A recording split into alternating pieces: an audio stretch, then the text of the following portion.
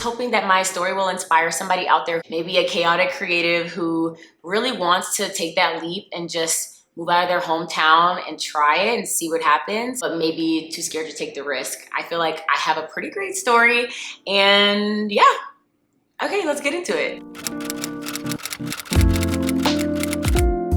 So I would say that growing up, I was always known as the weirdo, the awkward girl, the funny girl in school. I used to make silly faces all the time and just make people laugh. An example of faces is like I literally be giving Jim Carrey. I was just super quirky. I used to draw a lot. You guys know the type. You know the type. I know you can see it already. I was really into English. I was really into literature. I would read all the time. People used to always say that I talked super loudly and super fast. I was voted most likely to be on Broadway. I've literally just always been animated. You get the picture. And I remember being like 8 years old and writing books. I was writing books like it was my job, y'all. Like I literally thought I was gonna be an author or something. But I think it's so cool to look back on my like childhood photos and be like, whoa, I've always been like this. Like, I feel like that's low-key a flex. There's not a lot of people that can say I switched up, you know what I'm saying? With being such an awkward, quirky weirdo, like that was literally my title, was weirdo. Being that way, obviously I got bullied. I also had the body type of a grown woman when I was in like 5th grade. So a lot of people would talk about my body and like say that I was fat or I was like Nicki Minaj and all, you know, kid stuff. It really affected my self-esteem. Not only my body image being talked about, but my personality being criticized constantly. Like, I don't know how to be anything by myself, so... And I thought I was iconic, but over time, it really did make me start questioning myself, I would say. One of my favorite songs back then was Mean by Taylor Swift. And I will never forget, y'all, she said, "Someday I'll be living in a big old city, and all you're ever gonna be is mean." When I tell y'all that song hit for me, that song hit different. I was like, oh, yeah. Like, now I have to boss up on all y'all. I feel like that ignited something in me, like reclaim this weirdo that everybody wants to label you as. I just knew that I wanted to channel my energy into something really special, but I had no idea how it was gonna manifest. Being into so many different things. When I say I wanted to be the first Black female country singer, then I wanted to be a fashion designer, I wanted to be a lawyer, and then I decided I wanted to be an actor, but we'll get to that. All that was for certain to me was I knew I had a light. I wanted to reclaim my uniqueness and be proud of it and be proud of my creativity.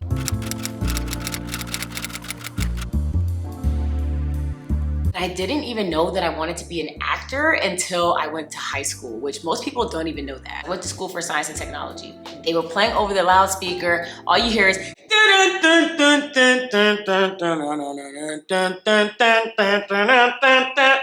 and I said, oh, it's Hairspray! I was hyped, y'all. Hairspray was my favorite musical of all time at that time. Like, I watched that musical religiously. I probably know every line. Well, I do know every line, and I'm gonna get to that. Once I heard that they were doing Hairspray, I geeked out and I was like, oh, I'm auditioning for every single part in this. I don't care. I had dance skills, I was a singer, so I was like, I'm bound to get in, but I literally didn't even care about being a lead. I just wanted to be in the show. And when I was in the audition room, literally all of the panel looked at me and they were like, where have you been this whole time? And I was like, I don't know, I just was trying something and I just so happened to be, I guess, naturally dropped in and present and naturally just able to make choices in my acting that the other kids weren't. So subsequently, I was cast as the lead in the musical.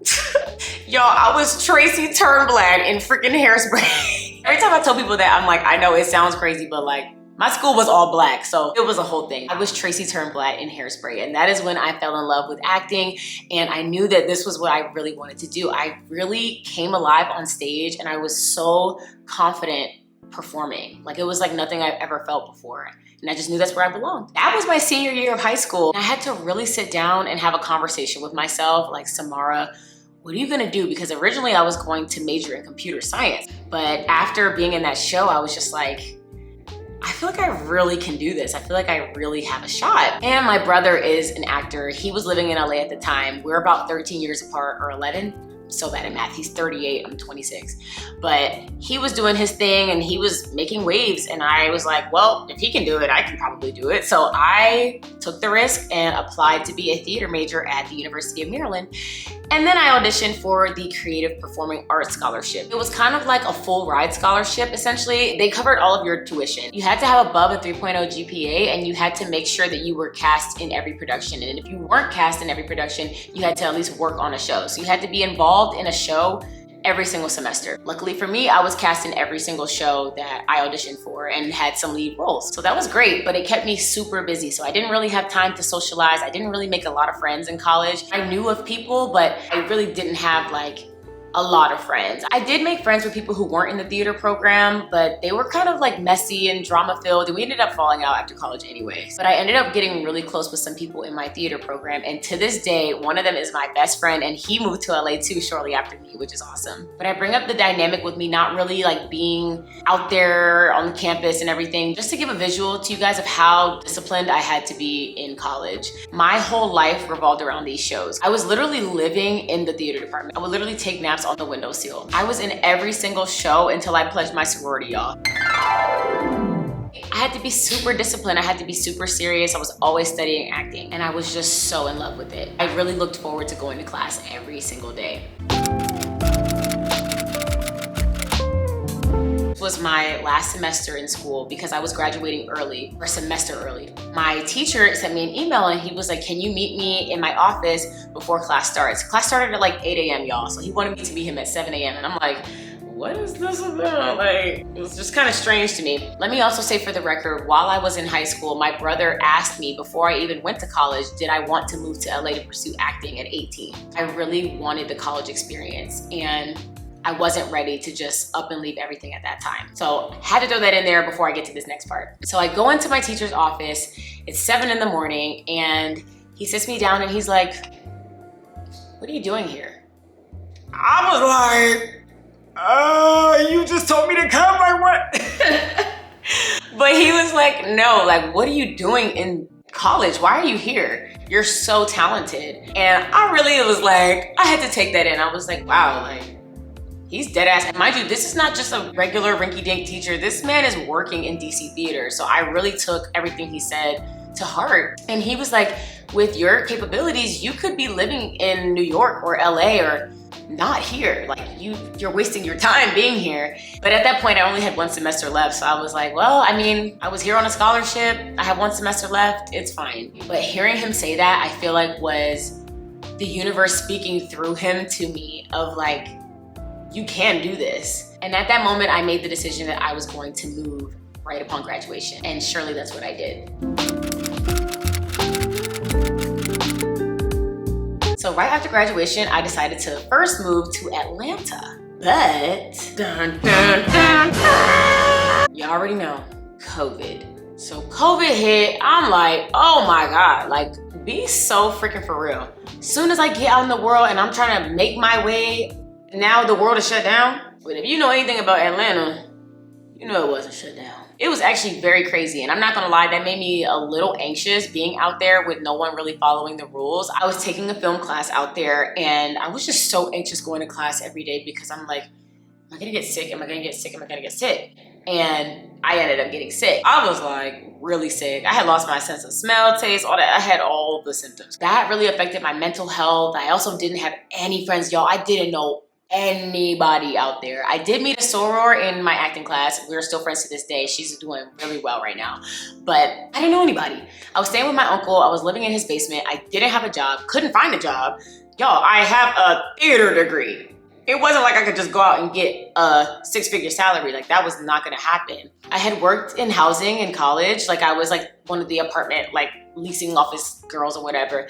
But that's all the skills I had, that and acting. So I didn't know what to do. I was applying for everything and it was just not the time to get a job, and I didn't end up getting a job. What I did do out there was hair and makeup. Thank God I have those skills, otherwise I would have had no money, y'all. I also may or may not have worked at a strip club when I was down there though. I wasn't stripping, I was just the hookah girl, y'all. I just like saying that I worked at a strip club because it's kind of spicy, but. So yeah, I'm doing hair, I'm doing makeup, I'm working at the club.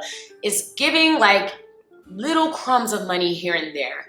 But I was so into my spirituality at that time. I was actively journaling, manifesting every day. I was so tapped into nature because, guys, I didn't have a job. So I was hiking every day. I would go to Stone Mountain bright and early in the morning and just be out there all day and just journal and adventure and go through the woods. Like, I miss those days so much because life just felt so, I literally felt like I was in a movie. I don't know how to explain it, but I was very tapped in. But one of the main manifestations that I had that I would say to myself every day was, I'm living my dream. I am living my dream. I really felt like I was. Nothing was really happening for me. I didn't have a manager. I didn't have an agent. I wasn't really acting. I was auditioning on Backstage. I had nothing. And I just kept telling myself, I'm living my dream. And that really kept me just pushing and pushing and pushing, even though I wasn't seeing any results. Another manifestation that I had that was pretty interesting to me was, this was very specific, guys. I said, with the good of all and the harm of none, $5,000 is on its way to me. And literally, guys, I can't make this up. One day out the blue, my mom sends me $5,000. She's like, you're out there, you haven't gotten a job. Here's just $5,000 for you to sit on until you get something. Oh, I was like, oh, this is real. It kind of felt like magic to me. But I think it just came so naturally to me. Look up human body design, very interesting stuff. But I'm a manifesting generator. So I feel like me being vegan and being in nature a lot, I was really operating on a high vibrational level. And I think that because of that, I was able to manifest in real time. A couple months went by. I was doing long distance with my boyfriend at the time. I still didn't have any friends. And something in my spirit was just like, I don't know if Atlanta's the place for me. I'm just gonna go back home and start over and figure it out. I went back to Maryland. And going back to Maryland was when my mental health went like this, like straight down. I was not okay. I was with my boyfriend. We were spending a lot of time together. I was damn near living with him and his family. I never was home. We were super codependent on each other, and that in itself was just not healthy. I was working at conventional housing, being a leasing office girly again. I was just so unfulfilled. I had gained a ton of weight. I just wasn't happy. I felt like I had given up on myself and my dream. Even though I knew Atlanta wasn't for me, a part of me just felt like I was giving up by coming back home. And there's nothing wrong with going back home. Let me just be clear. If you have to go back home to reset and get your shit together, that's what you have to do. But I was just so unfulfilled in doing that. I was so in the sunken place, y'all, that I told myself that once my boyfriend graduated from grad school, in like 3 years, at the time it would have been 3 years for him to graduate. I was like, when he graduates, then I'll move to LA, or then maybe we'll move to LA together. Like, I was gonna wait for him and his life to progress forward for me to feel comfortable progressing my life forward, because I felt like he was all I had at the time. Y'all, I'm gonna do a whole video about relationships because I learned so much. Your girl don't even date now because it's, anyway. That's not the point.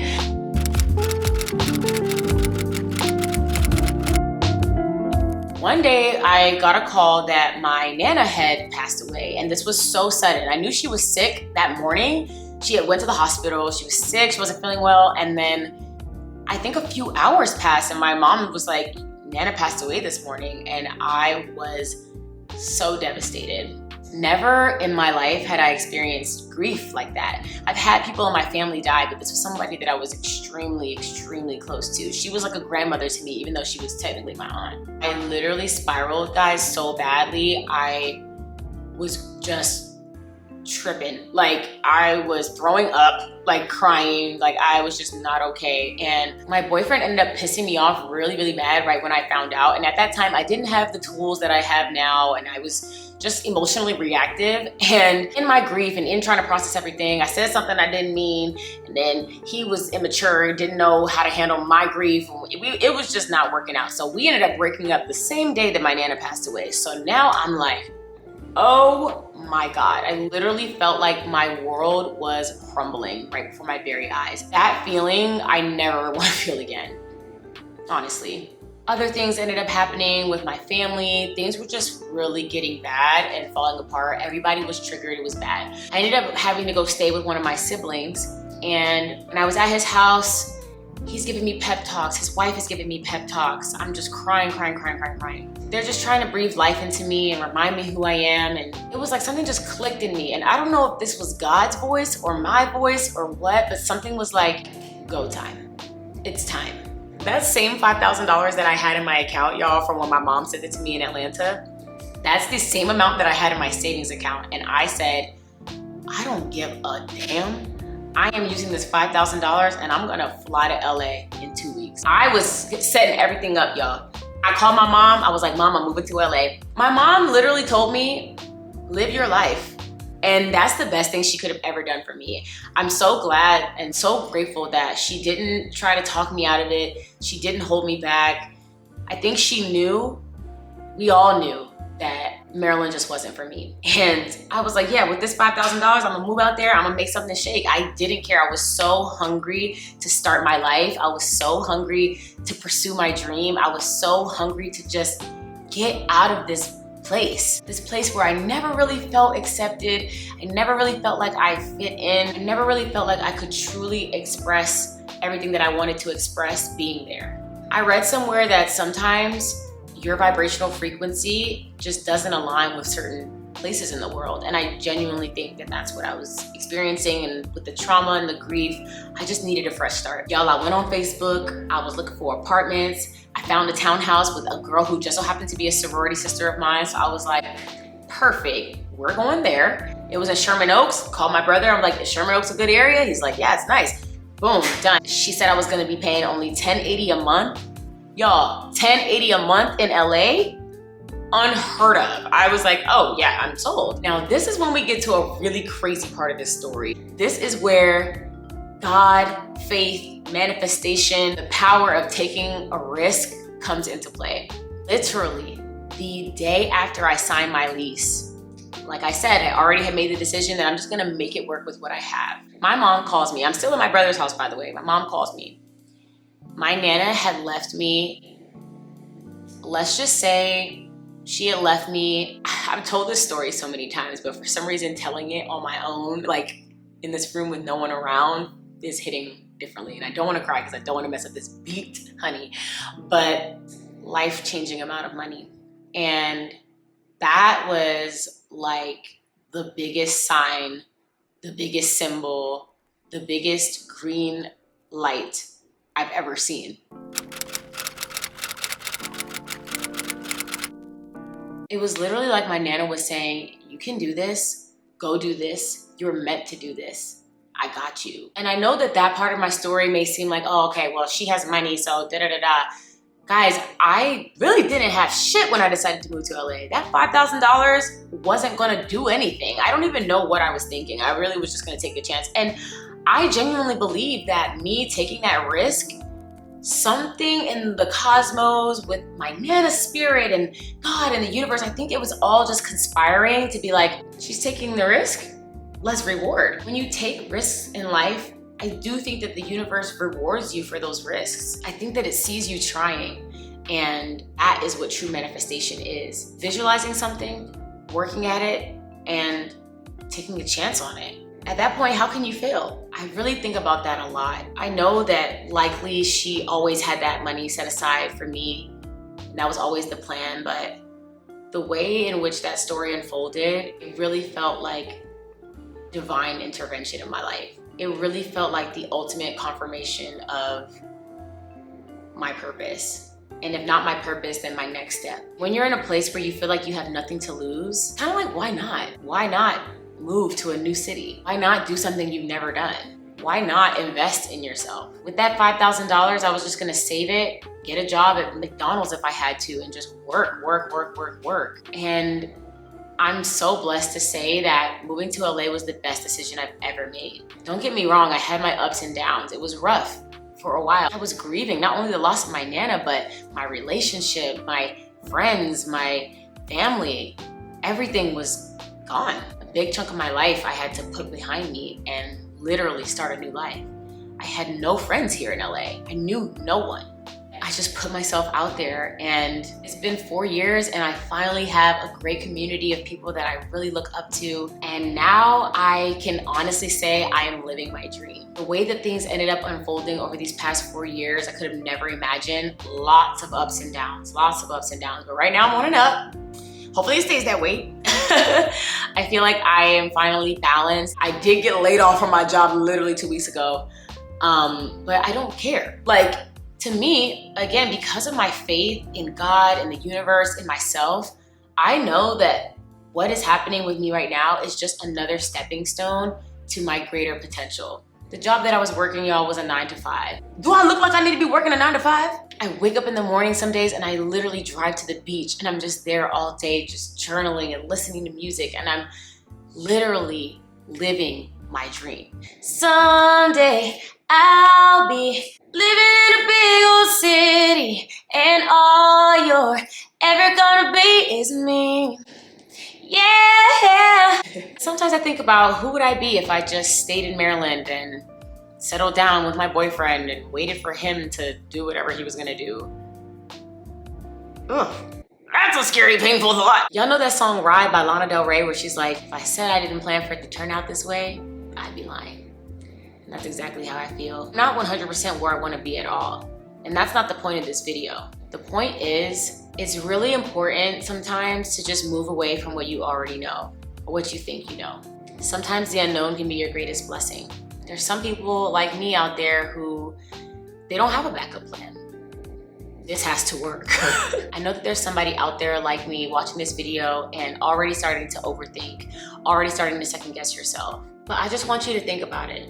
Really meditate on it, journal about it, write down every single possible scenario and outcome of what it would look like if you took a chance on yourself. If there's a dream that's tugging at your heart so loud that you cannot ignore it, then don't ignore it. Our hometowns may be where we started, it may be what made us who we are, but it's not necessarily where we'll always be or where we'll end. You do not have to have it all figured out right now. You do not have to have $100,000 to move to LA. I hate when people say that. Truthfully, all you need is bravery and faith and a willpower to keep going even when it's hard. So, I feel like this is your sign. Choose to go where your future is headed and don't look back and be comfortable in your past. And I'll see you in the next one. Bye. Alexa, play Backup Plan. Backup Plan and similar songs on Amazon Music. If you got fire, don't lose it. If you gotta do it, that dream, do it. If you got something to prove, you're gonna prove it. Don't let nobody clip your wings. Getting back up, that's the only backup plan you need.